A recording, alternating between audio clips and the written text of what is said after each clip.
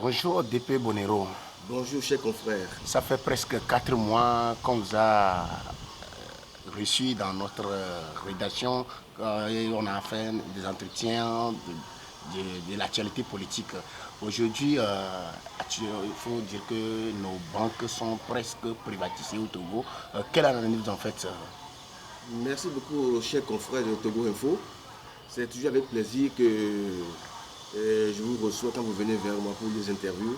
Étant donné que je suis un journaliste d'investigation et d'analyste, donc merci beaucoup pour la confiance que vous faites parce que je suis togolais avant tout et j'ai le droit de me prononcer sur tout ce qui se passe dans mon pays et voir un peu partout dans le monde entier. Concernant la privatisation des sociétés d'État au Togo et les banques, c'est vraiment triste et ça prouve à suffisance que l'État n'arrive plus à rien gérer. Et s'il se permet de brader les sociétés d'État et les banques, je me pose la question, quel est encore leur rôle à rester à la tête du pays? Étant donné que les gens qui sont chargés, qui sont directeurs de ces sociétés des banques, sont issus du régime RPT uni. Donc s'il y a des failles, c'est que c'est un peu triste et c'est un peu dommage venant de leur part, puisqu'ils sont incapables de gérer les choses. Et de pire encore, les Togolais sont en mesure de prendre ces genres de responsabilités. Et pourquoi faire appel à des étrangers pour leur céder nos biens? C'est un peu dommage, puisque déjà on a fait pour Togo Cellulaire, on a fait pour Togocom, on est sur le plan de fait pour la CET, ainsi de suite, et les banques, BTCI, UTB, etc. C'est triste, c'est étonnant, c'est révoltant, mais que voulons-nous? Nous sommes capables dans le pays de gérer nos biens et on fait appel à d'autres personnes. C'est un peu triste et c'est un peu dommage. Bientôt, ils vont vendre, ils vont bailler tout le Togo. Je l'ai toujours dit. Ce régime est capable, ils ont commencé à faire petit à petit. Ils vont bailler les cimetières, les morgues, et nous-mêmes dans le pays, ils vont bailler aux étrangers. On doit faire extrêmement attention. Aujourd'hui, il y a une affaire de Pegasus. Je ne sais pas si vous êtes au courant de cette affaire. Je suis vraiment l'actualité togolaise. Et l'affaire de Pegasus, ça ne m'étonne pas, puisque l'espionnage des Togolais, ça ne date pas d'aujourd'hui, ça date depuis le temps du général Feu Gnassingbé et Adema. Je me rappelle très bien que j'avais eu l'occasion de rencontrer certaines personnes à l'étranger qui ont utilisé ce système, qui ont installé les tables d'écoute pour pouvoir écouter les Togolais. Et je parle de Philippe Delmas, un ancien gendarme proche de Mitterrand qui a été détaché pour être escorte à Félix Houphouët-Boigny en temps et il est revenu à Lomé pour s'installer pour faire du business entre parenthèses. Je parle de l'ancien propriétaire du restaurant au Kavango que j'ai eu l'occasion de rencontrer. C'est un gendarme de la DGSE en France que j'ai eu l'occasion de rencontrer qui m'a dit à peu près comment ça se passe pour pouvoir espionner et mettre les Togolais à l'écoute. Et il en fait partie, ils sont partis chercher les appareils en Israël, bien formés en Israël. Et bon, la fête de Pegasus, ça vient encore amplifier les choses. Si on est bien élu et on aime son peuple, on sait que le peuple leur fait confiance. Pourquoi les écouter? Pourquoi les mettre sur la table d'écoute? C'est un peu triste, c'est un peu dommage qu'en Afrique, il y a 3 pays qui ont cet appareil. Il y a le Maroc, le Rwanda et le Togo. C'est un peu dommage pour le Togo, puisque en Afrique de l'Ouest, le Togo est le seul pays qui a cet appareil. Peut-être que moi-même, je suis sur la liste, même moi, je m'en fous. Je dis ce que je pense, puisque je traîne avec mon cercueil. Donc, j'ai l'habitude de le dire. Pegasus ou pas, je parlerai librement. Il y a, dernièrement, il y a un dialogue, je veux parler d'un dialogue inter-acteurs politiques. Je ne sais pas si vous étiez au courant et que après ces dialogues, il y avait eu des conclusions qui sont sorties. Et dans ces conclusions, il y a les partis politiques qui ont participé à ce dialogue. Ils sont en train de faire le lobbying sur les radios pour parler de cette dossier de dialogue. Quelle analyse vous en faites de ce dossier de dialogue, le 29e dialogue? Mais c'est vraiment triste qu'au Togo, on arrive au 29e dialogue sans issue. C'est dommage. Bon, tantôt, les gens qui ont participé durant 6 mois à ce spectacle, ce cinéma de rencontres entre acteurs politiques pour trouver une solution au Togo. D'autres disent que c'est un dialogue, d'autres disent que c'est une concertation entre acteurs politiques pour trouver une solution. 29, sans issue. 29, ce qui n'a rien donné. On a signé le CPDC, ainsi de suite, renouvelé, réchauffé, ainsi de suite. Ouaga 1, Ouaga 2, ça n'a rien donné. Et vous pensez que c'est avec le 29 que ça va être quelque chose? Pour moi, c'est du pipeau. C'est du pipeau, c'est une façon de tromper les gens. Puisqu'il y a un contentieux électoral de 2020 qui est toujours sur la table et qui n'a pas été résolu à chaque élection. Après avoir volé les élections, un an après, on trouve des solutions pour dire venez, on va dialoguer. Dialoguer de quoi? Il faut voir les choses telles qu'il est et se poser la question. Il y a des choses qui ne marchent pas dans le pays. Aujourd'hui, on parle de la vie chère. Les Togolais n'arrivent pas à manger 1 fois, 2 fois par jour, même 3 fois.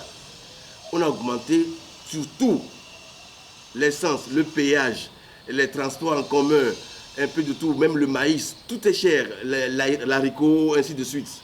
Tout est cher dans le pays, on ne parle pas de ça. Ils se sont retrouvés en 6 mois pour sortir quelque chose de pacotille, quelque chose qui ne va rien du tout. Moi, je dis sincèrement, ce truc, c'est du tonneau vide. Moi, je n'y crois pas parce qu'on ne peut jamais dialoguer avec la dictature. C'est impossible. Pourquoi vous dites que c'est de pacotille les dialogues qu'ils ont fait? Oui, mais c'est les mêmes acteurs. On se rappelle très bien ce qu'ils ont fait par le passé. Et après, ils se sont roués dans la farine. Et le régime a toujours cette habitude de le faire. Et on le fait endormir et puis il laisse tomber pour oublier surtout le contentieux électoral qui est sur le tapis. C'est toujours l'habitude. Et les accompagnateurs, moi je l'ai toujours dit, ces partis politiques sont des accompagnateurs du régime. Ils sont retrouvés pour dire oh, on va faire ceci, on va faire cela. Pourquoi le CAR n'a pas participé? Pourquoi la DMK n'a pas participé? Parce qu'ils savent très bien. Et ce qui est un peu étonnant, l'ANC qui a commencé, qui a fait les 6 mois, la veille de conclusion où on a signé à craquer la porte. Pourquoi n'a-t-il pas craqué la porte quand il y avait 1 mois, 2 mois, 3 mois, 4 mois, 5 mois? Et c'est le 6e mois qui est bouclé et à la veille, on doit signer l'accord et ils sont fait des tapages. Moi je dis que franchement... Ils disaient qu'ils ont proposé que c'était sûr que... Oui, mais même s'ils ont proposé quelque chose qui n'a pas été pris en compte, ce n'est pas à la fin, la veille qu'on doit signer les choses qui vont se retirer. Puisque au fur et à mesure, sur les 52 propositions, il ne faut pas me dire que c'est le 52e qui est la proposition qui n'a pas été prise en compte. Donc automatiquement, les 52 points n'ont pas été décidés le dernier jour. Donc moi je dis que franchement, il faut que ça s'arrête, qu'on trompe le peuple tout le temps. Et Yad Deme l'avait dit, on peut tromper tout le temps le peuple, mais pas le tromper à vie. Donc nos leaders politiques, il est temps que le peuple soit au courant de ce que vous faites comme manigance. Vous accompagnez le régime RPT Uni. Laissez la population faire ce que bon lui semble. C'est important. Monsieur Bonero Lawson, il semblerait que vous êtes en deuil aujourd'hui. Vous avez perdu votre roi, Awaoto Savado Zankli Lawson, que vous avez perdu ces derniers temps. Comment vous sentez cette douleur? Mais il faut le dire sincèrement qu'au Palais Royal, on ne dit pas que le roi est mort. La nuit est tombée au Palais Royal. Vive le roi. C'est vrai. Notre arbre a été déraciné suite à une maladie, une longue maladie. Et c'est quelque chose qui m'a beaucoup touché. Je parle en tant que prince, chargé de communication du roi défunt et notable au palais. C'est lui-même qui m'avait confié cette tâche. Je suis très touché, très bouleversé par cette disparition. Mais ce n'est pas la fin. C'est notre 8e roi. Et comme on est très organisé au palais, je pense qu'on va surmonter et cette pente et on restera toujours unanime pour une continuité. Puisque le premier roi avait déjà planté le décor. Il y a eu le 2e, le 3e qui est Lawson Betou, qui est mon arrière-grand-père, et qui s'est imposé, qui a tenu le là. qui a fait beaucoup pour Lola, et c'est lui qui a refusé de signer le traité de protectorat avec Natingal, qui l'a renvoyé d'Anero. Sinon, ça doit être signé à Anero. Il a fait beaucoup pour l'histoire. C'était le troisième. Il y a le quatrième, le cinquième, le sixième, le septième, qui est le huitième, qui a fait un très bon pour Lola, qui a hissé le drapeau très haut. Nous disons humblement, en tant que prince, je suis très touché par sa disparition et c'est un grand choc, un vide, surtout pour moi et pour la grande famille Lawson et alliés. Sur les réseaux sociaux, nous avions suivi les écrits autres là qu'il est mort de Covid, alors que vous dites qu'il était malade, ça fait un bon moment qu'il était malade. Laissez les gens parler. Nous, au palais, on ne dit pas grand-chose. Notre roi n'est pas mort de Covid. Ça fait depuis quelques années qu'il est souffrant. Et on veut lui attribuer cette pandémie pour l'humilier. Mais ça ne nous touche pas. On sait que notre roi est parti rejoindre les ancêtres dans la dignité. Ça fait 3 jours qu'il y a certaines de vos sœurs qui sont parties faire le deuil dans la maison. Vous étiez déjà aussi allés? Non, mais il faut dire que moi, la maison, Lolan, c'est ma maison. Donc j'y vais à tout moment, je participe à tout, mais c'est que je reste à retrait. Et ça a toujours été le conseil que le roi défunt, ça va de 8, m'a toujours donné. Quand on est dans l'ombre, on voit les choses autrement. C'est pas se présenter devant l'écran, dire à Lola que c'est moi qui fais ça, je fais ça. À chaque événement, se pointer, c'est pas ça qui fait ces choses. Quand on fait quelque chose, on ne le montre pas, on reste dans l'ombre. Et je reste toujours dans l'ombre pour Lola, pour apporter ma contribution, pour le rayonnement de Lola à jamais. Merci, monsieur Bonheur. Merci, cher confrère.